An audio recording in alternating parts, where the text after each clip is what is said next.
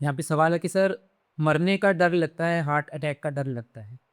दोस्तों अभी मैंने आपको बताया किसी भी कारण से आपके अंदर डर की मात्रा बढ़ जाती है, किसी भी कारण से।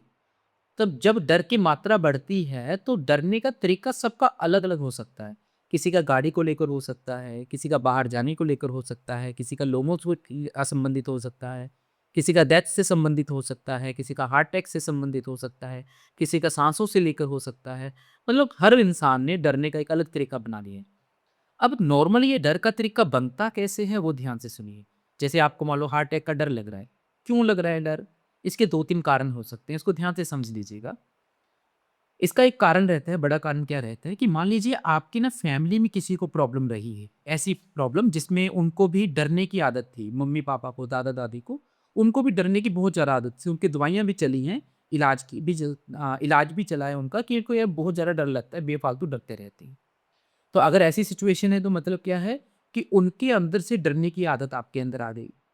दूसरा कारण क्या हो सकता है कि बचपन से ही आपको ना डरने की आदत हो और धीरे-धीरे, धीरे-धीरे आपका डरने का जो तरीका है वो बढ़ गया हो। पहले आप किसी छोटी-छोटी बातों को लेकर डरते थे, अब जैसे-जैसे आप बड़े होते गए, आगे बढ़ते गए, तो आपका डरने का तरीका बढ़ गया। तीसरी चीज़ क्या है? तीसरी चीज़ यह है कि आप अच्छे-भले थे, सब कुछ अच्छा चल रहा था और अचानक एक दिन कहीं पे कोई घटना हो गई। क्या? सब कुछ अच्छा चल रहा था, अचानक कभी कोई घटना सुन ली, किसी का एक्सीडेंट सुन लिया, किसी का हार्ट अटैक के बारे में सुन लिया। जैसे ही आपने वो घटना सुनी या सोची कि ऐसा हो गया मेरे साथ तो क्या होगा? जैसे ही आपने ऐसा कुछ सोचा, देखा, तो क्या हुआ उसी टाइम वो जो घटना थी, उसका जो डर था, वो आपके मन की गहराई में बैठ गई।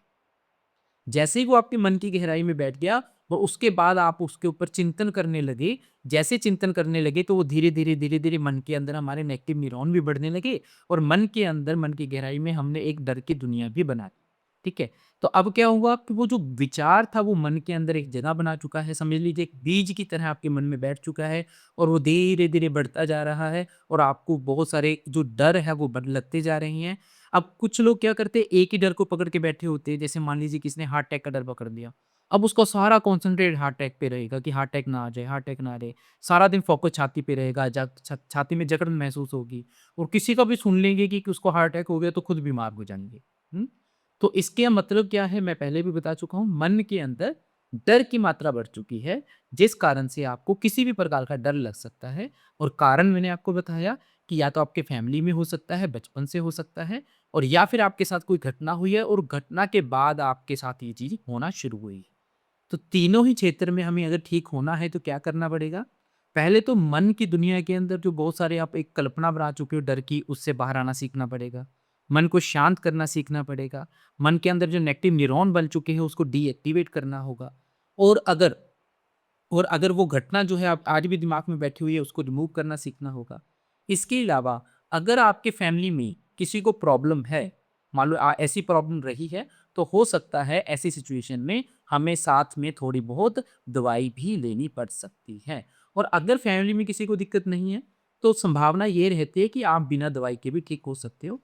अगर प्रॉब्लम ऐसी नहीं है कि जैसे मान लीजिए कभी-कभी इमरजेंसी होती है, सामने वाला कहता है सर मेरे को तो 1-1 मिनट निकालना मुश्किल हो रखा है। मैं कुछ सोच ही नहीं पा रहा हूँ, मेरे को तो घबराहट बहुत ज़्यादा तेज़ हो रही है।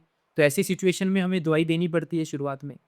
लेकिन अगर हमें लगता है कि सर ऐसे ये तो चल ही रहा है, घबराहट, डर वगैरह चिंता चल ही रही है, कहीं से दवाई भी चल रही है मेरी, तो ऐसी सिचुएशन में हम क्या कहते हैं कि सिर्फ पहले मन को समझना सीखो। जैसे-जैसे मन को समझते जाओगे धीरे-धीरे, धीरे-धीरे, धीरे-धीरे रिकवर कर जाओ। ठीक है? Okay, thank you.